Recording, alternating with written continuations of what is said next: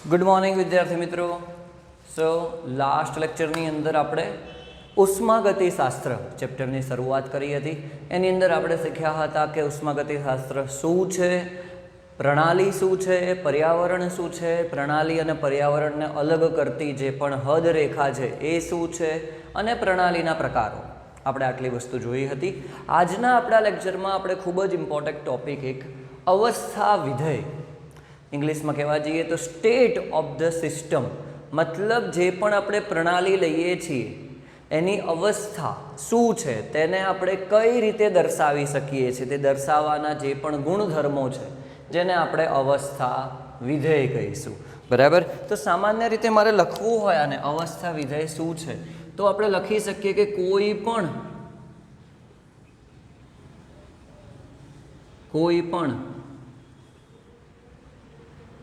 प्रणाली नी अवस्था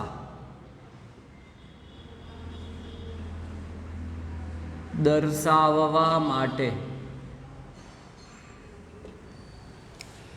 जे गुणधर्मोनो उपयोग थाय छे, गुणधर्मोनो उपयोग थाय छे तेने अवस्था विधेय अथवा अवस्था चल कहेवाय छे। प्रणालीनी आपणे अवस्था बतावी सकीशुं तेनी मददथी। दाखला तरीके આપણે એક એકદમ સિમ્પલ એક્ઝામ્પલ લઈએ। દાખલા તરીકે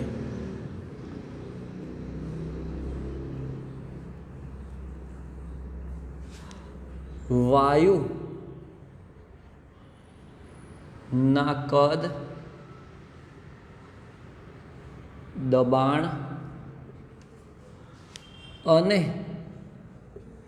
તાપમાન જેવા ગુણધર્મો નું માપન કરીને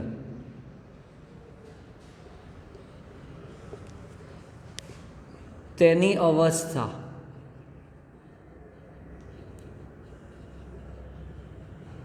દર્શાવી શકાય છે। એનો મતલબ શું થઈ ગયો કે જે કદ છે વાયુનું, દબાણ છે અને તાપમાન, આ શું છે? એક પ્રકારના અવસ્થા વિધેય છે। શું છે? અવસ્થા વિધેય છે કે જેના મદદથી આપણે માપન કરી શકીએ છીએ અને તેની અવસ્થાને આપણે દર્શાવી શકીએ છીએ। ચલ પદો છે, કોઈ પણ વાયુ લીધો છે, ફુગ્ગાની અંદર લીધો છે ફોર એક્ઝામ્પલ, તેનું કદ કેટલું છે, તે કયા તાપમાને છે, તેનું દબાણ કેટલું છે, તે આપણે માપન કરી શકીએ છીએ। અને માપન કરી શકાતી જે પણ ચલ રાશિ છે તેના દ્વારા આપણે અવસ્થા દર્શાવી શકીએ છીએ, જેને કારણે તેને કહેવામાં આવે છે અવસ્થા વિધેય। એને અવસ્થા વિધેય કહેવામાં આવે છે। બીજી એક ખૂબ જ ઇમ્પોર્ટન્ટ વસ્તુ છે અહીંયા કે અવસ્થા વિધેય છે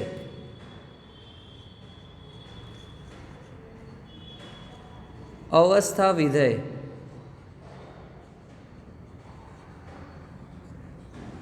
પ્રણાલીની શરૂઆત અને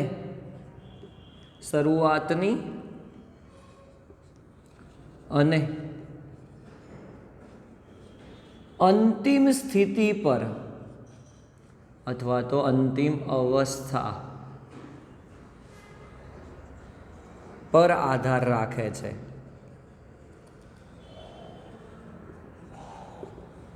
આ વસ્તુ ખાસ અગત્યની છે કે તે પ્રણાલીની શરૂઆતની અવસ્થા અને અંતિમ અવસ્થા એના ઉપર આધાર રાખે છે। વચ્ચે જે પણ થયું હોય એને કોઈ જ પ્રોબ્લેમ નથી। ફોર એક્ઝામ્પલ અહીંયા કોઈ પણ પદાર્થ લીધો છે, સ્થાન કહીએ, સ્થાન પણ આપણે અવસ્થા વિધેય તરીકે કહી શકીએ। અહીંયા કોઈ A1 પદાર્થ છે, ચલો અહીંયા કોઈ A2 પદાર્થ છે, બરાબર. તો એક રસ્તો આ રીતે જાય છે, એક રસ્તો આ રીતે જાય છે, એક રસ્તો આમ સીધો આમ જાય છે, બીજો આમ કરીને આમ જાય છે. તો એ રસ્તા ઉપર આધાર નહીં રાખે, તે કોના ઉપર આધાર રાખશે? તેના અંતિમ સ્થાન, પ્રારંભિક સ્થાન અને અંતિમ સ્થાન ઉપર આધાર રાખશે. કોના ઉપર? અંતિમ સ્થાન અને પ્રારંભિક સ્થાન ઉપર આધાર રાખશે. તેને આપણે શું કહીશું? અવસ્થા વિધેય કહીશું. તેને શું કહેવામાં આવે છે? અવસ્થા વિધેય. તો આપણે એવી જ એક રાશિ ભણવાની છે, ચલ રાશિ, જેનું નામ છે આંતરિક ઉર્જા. આંતરિક ઉર્જા આપણે અવસ્થા વિધેય તરીકે તેને ભણવાનું છે.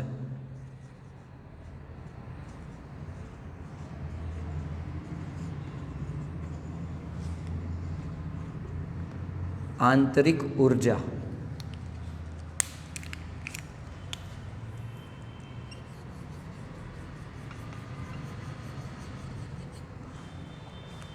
તો છે શું એકચ્યુઅલી આંતરિક ઉર્જા? તો આંતરિક ઉર્જાની સૌથી પહેલાં તો આપણે વ્યાખ્યા લખીએ કે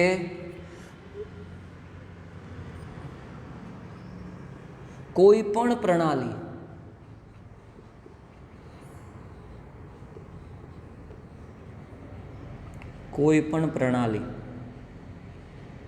ની કુલ ઉર્જાને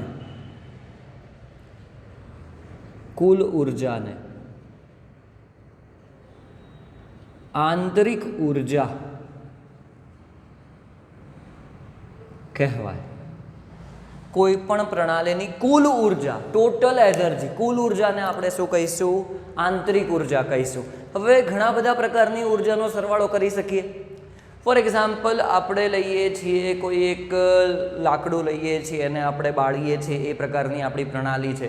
તો તેના મદદથી આપણને પ્રકાશ ઉર્જા મળે છે, તેના મદદથી આપણને ઉષ્મા ઉર્જા મળે છે, તેના મદદથી આપણને બીજા ઘણા બધા પ્રકારની ઉર્જાઓ મળતી હશે. તો અલગ અલગ ઉર્જાઓનો સરવાળો કરીશું અને જે આપણને આન્સર મળશે, ટોટલ ઉર્જા, કુલ ઉર્જા, તેને આપણે શું કહીશું?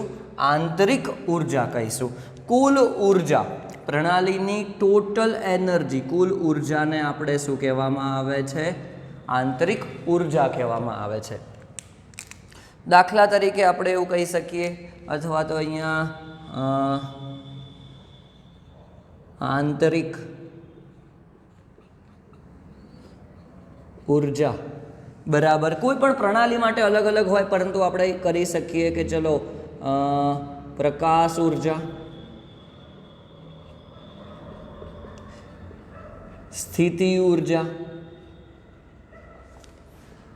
પ્લસ ગતિ ઉર્જા પ્લસ રાસાયણિક ઉર્જા પ્લસ યાંત્રિક ઉર્જા, કોઈ પણ પ્રકારની ઉર્જા એ કોના ઉપર આધાર રાખશે? તે જે પણ પ્રણાલી હશે તેના ઉપર આધાર રાખશે. બરાબર. કોઈ પણ વસ્તુ સ્થિર પડેલી છે, ફોર એક્ઝામ્પલ આને ફિક્સ લઈ લઈએ, આ બોર્ડ ફિક્સ છે, તો બોર્ડની કંઈક સ્થિતિ ઉર્જા હશે, તેના કંઈક પ્રકારની એની અંદર ઉર્જાઓ ઘણા બધા પ્રકારની રહેલી હશે, અલગ અલગ ટાઈપની યાંત્રિક ઉર્જા હશે. તો તે દરેક ઉર્જાનો આપણે સરવાળો કરીશું તો આપણને શું મળશે? આંતરિક ઉર્જા મળશે. આપણે ફક્ત એક એક્ઝામ્પલ તરીકે લીધું છે કે કોઈ પણ પ્રકારની ઉર્જાઓનો સરવાળો કરીએ પ્રણાલીની, તો એ દરેક ઉર્જાનો સરવાળો કરતાં જે આપણને ફાઇનલ જવાબ મળે તેને આપણે શું કહીશું?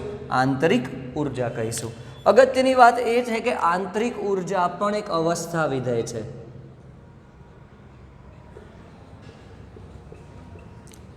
આંતરિક ઉર્જા અવસ્થા વિધેય છે. એટલે કે તે ફક્ત પ્રારંભિક અને અંતિમ અવસ્થા પર આધાર રાખે છે.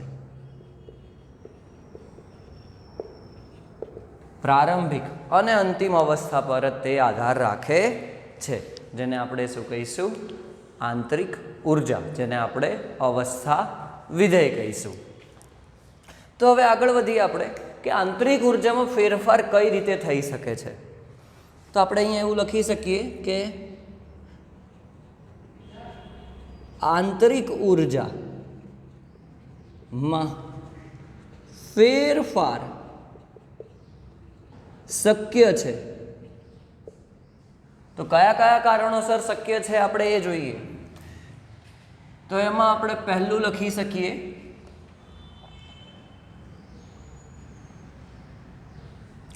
ઊર્જાની આપલે દ્વારા પ્રણાલી ની ઊર્જા ની આપલે દ્વારા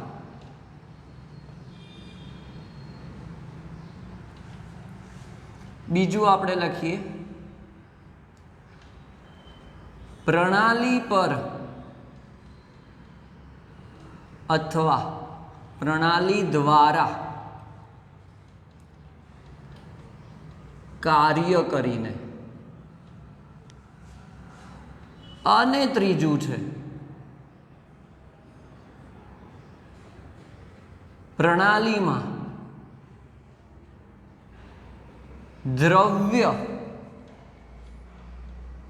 ઉમેરીને કે બહાર કાઢીને. આ ત્રણ કારણ ખૂબ જ અગત્યના છે કે પ્રણાલીની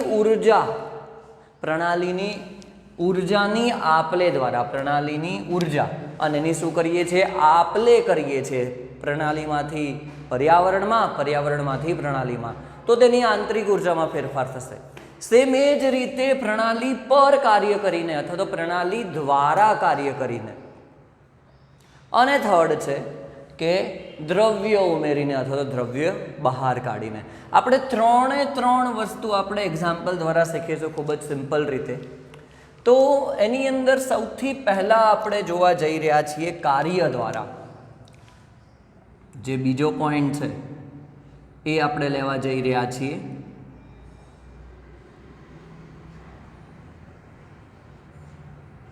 કાર્ય દ્વારા વર્ક.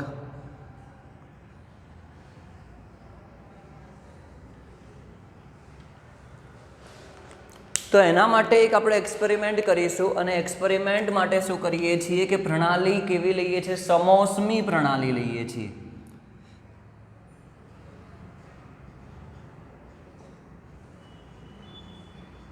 સમોષ્મી પ્રણાલી ઇંગ્લિશમાં એને કહીશું એડિયાબેટિક.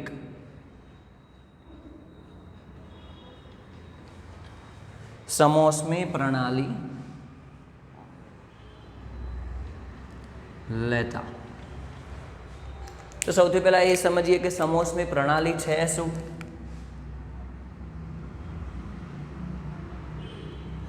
સમોષ્મી પ્રણાલીનો મતલબ થઈ જશે કે પ્રણાલી અને પર્યાવરણ વચ્ચે ઉષ્માની આપલે થશે નહીં.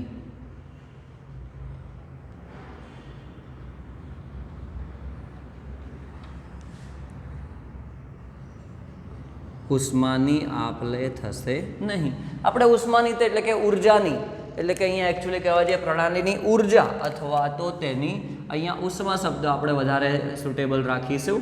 પ્રણાલીની ઉષ્માની આપલે. તો આપણે એ તો ફેરફાર જોવાનું જ છે. તો અહીંયા આપણે એવું લઈએ છીએ કે જ્યાં પ્રણાલી અને પર્યાવરણ વચ્ચે ઉષ્માની આપલે થશે નહીં.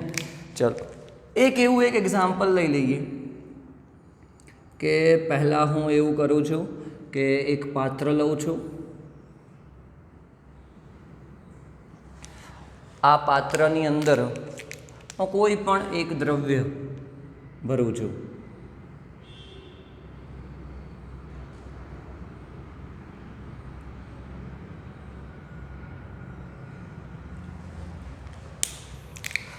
આ પાત્રને મેં બંધ કરી દીધું, જે આપણી શું થઈ ગઈ પ્રણાલી થઈ ગઈ. હવે બીજી વસ્તુ શું કરું છું કે આ જે પાત્રની દિવાલ છે એને હું એવું કહું છું કે આ છે સમોષ્મી દિવાલ.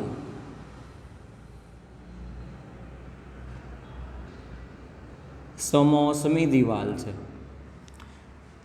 અને બહાર આપણે શું લઈ લઈએ છીએ? પર્યાવરણ લઈ લઈએ.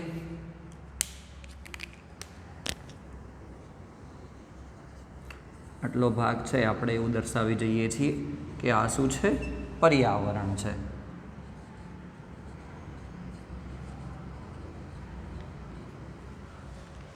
અને જે આપણે આ લીધેલું છે પાણી એ શું છે? પ્રણાલી છે.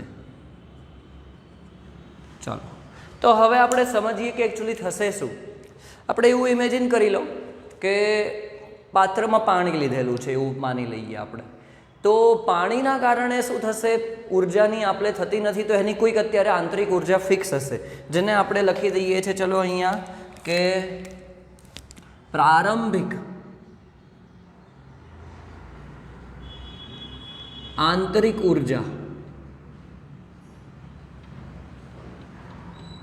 એને આપણે લઈ લઈએ છીએ U1 અને તાપમાન લઈ લઈએ છીએ, પ્રારંભિક તાપમાન એ લઈ લઈએ છીએ T1. બરાબર.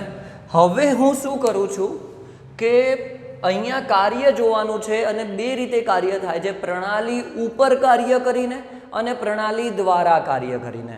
તો હું શું કરું છું કે પ્રણાલી ઉપર કાર્ય પહેલાં કઈ રીતે થાય છે એ સમજાવું છું. ફોર એક્ઝામ્પલ ચલો મેં આ પાણીની એક બોટલ લઈ લીધી છે, આ સમોસમી દિવાલ છે, બરાબર, અંદર પાણી રહેલું છે. હવે એના ઉપર કાર્ય એટલે ચલો હું આને સ્ટર કરું છું અને હલાવું છું, તો શું થશે? તેના કારણે અંદર રહેલા જે પાણીના અણુઓ હશે તેની ગતિ ઉર્જામાં વધારો થશે. શું થશે? તેની ગતિ ઉર્જામાં વધારો થશે. પહેલાં તે સ્થિર હતા, તેમની કોઈક સ્થિતિ ઉર્જા હતી, બરાબર. તેની સાથે સાથે હવે મેં એને હલાવ્યું તો શું થશે? તેની ગતિ ઉર્જામાં વધારો થશે. હવે ઉર્જામાં વધારો થયો એટલે કે ઇન શોર્ટ એકચ્યુઅલી શું થયું હશે? તેની આંતરિક ઉર્જામાં ફેરફાર થાય, કેમ કે આંતરિક ઉર્જા તો આપણે કીધું છે બધા જ પ્રકારની ઉર્જાનો સરવાળો. તો કોઈ એક ઉર્જા પણ વધતી હશે તો તેની આંતરિક ઉર્જામાં વધારો થશે, કોઈક ઉર્જા ઘટતી હશે તો તેની આંતરિક ઉર્જામાં શું થશે? ઘટાડો થશે. એકદમ સિમ્પલ વસ્તુ છે. ચલો ફરી એક વખત અહીંયા આપણે લખીએ, આ પ્રારંભિક સ્થિતિ છે, અહીંયા આપણે બતાવી દઈએ કે અંતિમ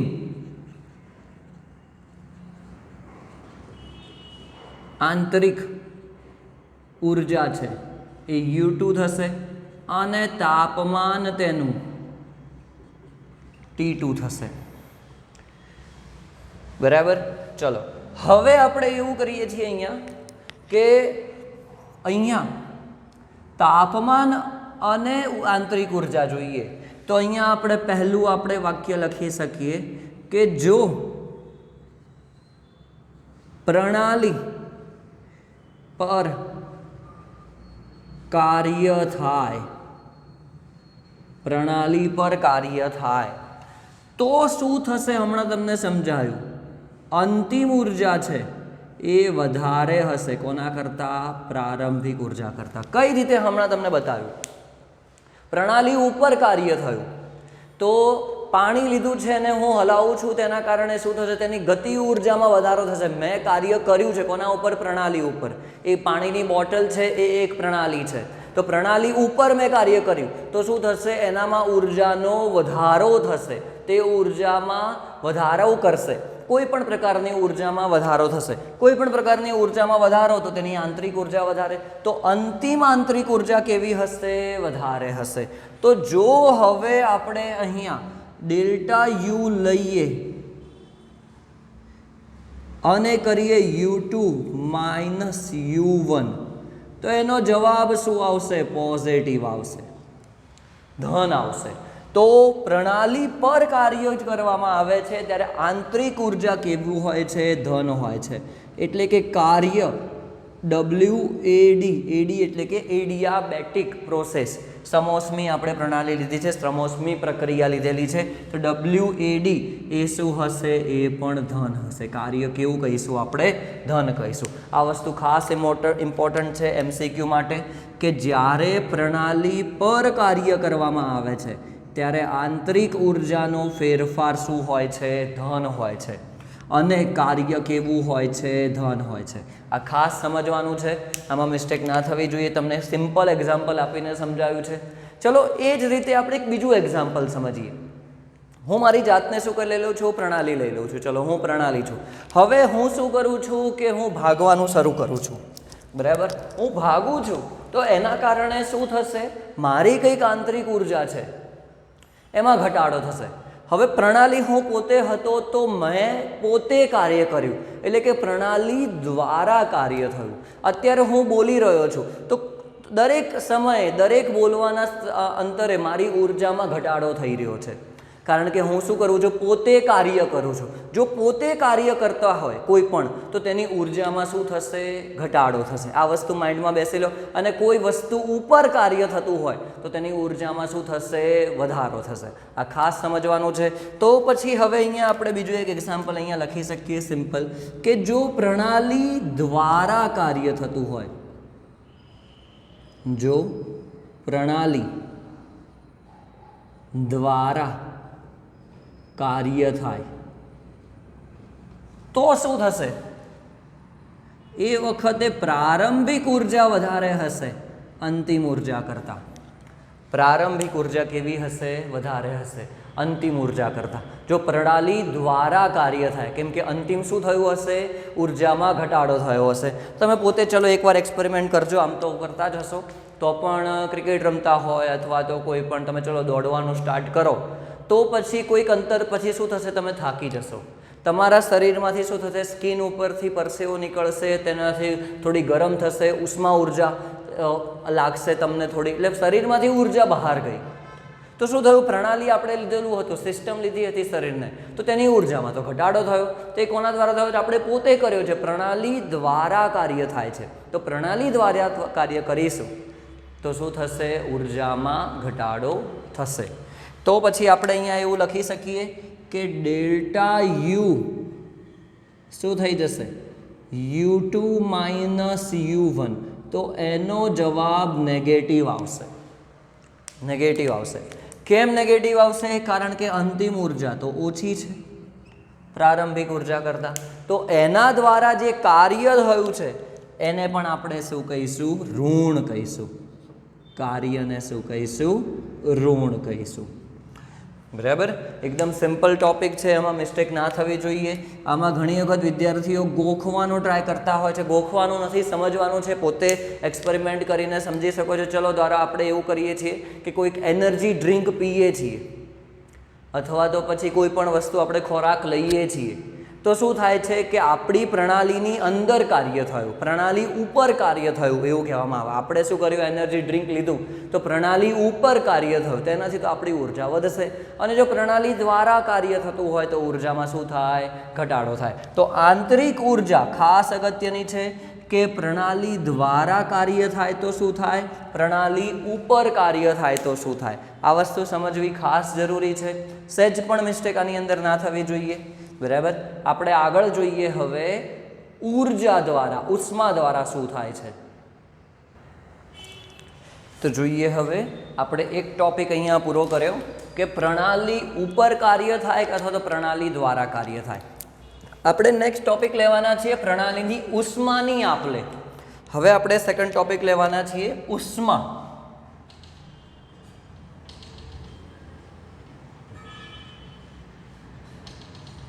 એટલે કે હીટ.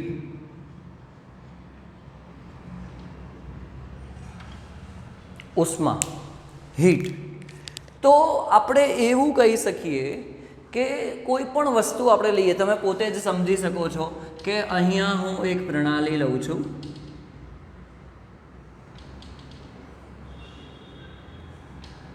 અને એની અંદર હું શું કરું છું? પાણી ભરું છું. આપણે એક્ઝામ્પલ દ્વારા સમજીએ, એકદમ સિમ્પલ.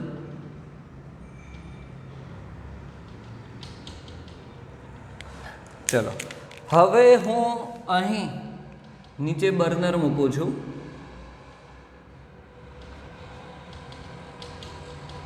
અને શું કરું છું? તેને હીટ કરું છું. હીટ કરું છું તો શું થશે કે પાણી ઉર્જાનું શોષણ કરશે.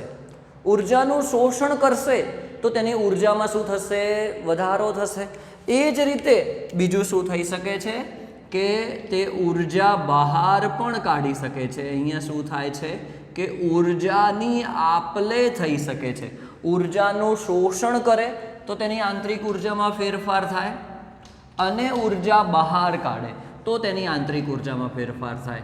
ચલો અહીંયા આપણે એક બીજું એક્ઝામ્પલ લઈ લઈએ સમજવા માટે. સિમ્પલ કે એક પાત્ર લીધું છે ફરીથી અને એની અંદર હું હવે શું કરું છું કે બરફના ટુકડા મૂકું છું.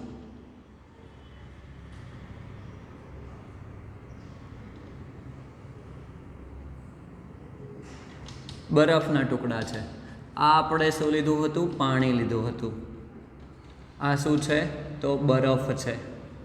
પ્રણાલી તરીકે આપણે શું લીધો છે? તો બરફ લીધો છે. તો હવે શું થશે જો આપણે બંનેમાં લખવું હોય તો અહીંયા સિમ્પલ આપણે એવું લખી શકીએ કે આ હીટ કરીએ છીએ એટલે કે અહીંયા પાણી ઉર્જાનું શોષણ કરે છે. પાણી શું કરે છે? ઉર્જાનું શોષણ કરે છે. બરાબર. અહીંયા આપણે એવું કહી શકીએ. અહીંયા પણ આપણે એવું કહી શકીએ કે બરફ છે તે ઉર્જાનું શોષણ કરે છે. કારણ કે શું થશે? ધીરે ધીરે તે પીગળવા લાગશે. તો બીજું એક્ઝામ્પલ પણ આપણે એ રીતે આપ્યું. તે પીગળવા લાગશે તો તે પર્યાવરણમાંથી શું કરશે? તાપમાનને સરખા કરવા માટે ઉર્જાનું શોષણ કરશે. તો તાપમાનના ફેરફારના કારણે ઉર્જાનું શોષણ થતું હોય છે. ચલો એ જ રીતનું એક્ઝામ્પલ આપણે ઉર્જા બહાર ફેંકતી હોય એવું કરીએ કે આપણે એવું લઈ લઈએ છીએ કે બહારનું તાપમાન આપણે લઈ લઈએ છીએ 25 ડિગ્રી સેલ્સિયસ. 25 ડિગ્રી સેલ્સિયસ લઈ લઈએ છીએ અને અહીંયા જે પાણીનું તાપમાન છે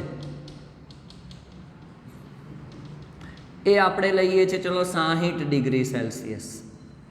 60 ડિગ્રી સેલ્સિયસ વાળું લીધું છે. તો શું થશે? તે પોતાનામાંથી ઉર્જા બહાર કાઢશે. હીટ, ઉષ્મા તે બહાર કાઢશે. બરાબર. તો અહીંયા શું કરશે? તે ઉષ્માનું અવશોષણ કરશે અથવા તો એવું કહી શકીએ સિમ્પલ લેંગ્વેજમાં ઉષ્મા બહાર કાઢે છે. ઉષ્મા શું કરે છે? બહાર કાઢે છે. તો આપણે અહીંયા એક સિમ્પલ વાક્યમાં લખી શકીએ કે તાપમાનના ફેરફારના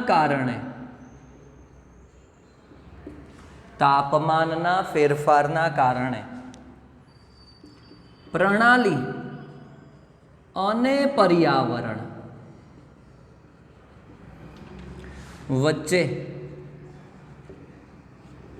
ઉષ્માની આપ-લે થાય છે, જેના કારણે તેની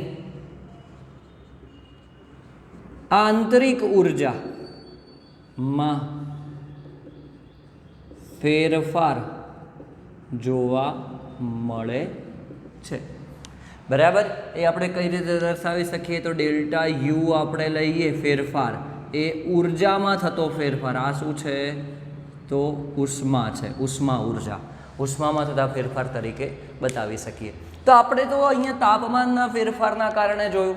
આપણે એક હવે નવી વસ્તુ લઈએ અહીંયા કે ઉષ્માની અંદર જ આપણે લઈએ છીએ કે નિરાળી પ્રણાલી માટે. ચલો આપણે જો નિરાળી પ્રણાલી લઈએ તો નિરાળી પ્રણાલી તો એવું હતું કે જેમાં ઉર્જા ઉષ્માની આપ-લે શક્ય નથી, એની સાથે સાથે દ્રવ્યની પણ આપ-લે શક્ય નથી. તો એના માટે આપણે એવું કહી શકીએ કે જો ડેલ્ટા યુ આપણે અહીંયા જો ફોર્મ્યુલા બનાવવો હોય ને તો આવો આપણે ફોર્મ્યુલા બનાવી શકીએ કે ડેલ્ટા યુ બરાબર એક શું થાય છે? કાર્ય દ્વારા ઉર્જામાં ફેરફાર થાય છે અને બીજું ઉષ્મા દ્વારા ફેરફાર થાય છે. આવું આપણે ફોર્મ્યુલા બનાવી શકીએ. તો જો નિરાળી પ્રણાલી આપણે લઈએ તો નિરાળી પ્રણાલીમાં શું થશે? તો નિરાળી પ્રણાલીમાં આપણે એવું કહી શકીએ કે તેમાં ઉષ્મા તો શું હશે? 0 હશે. કારણ કે ફેરફાર જ નહીં થાય નિરાળી પ્રણાલીમાં. સેમ એ જ રીતે તેની અંદર કાર્ય પણ કરવું શક્ય નહીં બને. તો WAD પણ શું હશે? 0 હશે. તો તેના આધારે આપણે શું લખી શકીએ ડેલ્ટા યુ આંતરિક ઉર્જાનો ફેરફાર પણ શું હશે? 0 હશે. તો એક આપણો ખૂબ જ અગત્યનો નિયમ થઈ ગયો અહીંયા. નિયમ એ થઈ ગયો કે નિરાળી પ્રણાલીની આંતરિક ઉર્જા, નિરાળી પ્રણાલીની આંતરિક ઉર્જા અચળ હોય છે, કોન્સ્ટન્ટ હોય છે, તે બદલાશે નહીં. અને જે આપણો આ નિયમ છે એ એકચ્યુઅલી નિયમ શું છે? એ પ્રથમ ઉષ્માગતિશાસ્ત્રનો નિયમ છે. ઉષ્માગતિશાસ્ત્રનો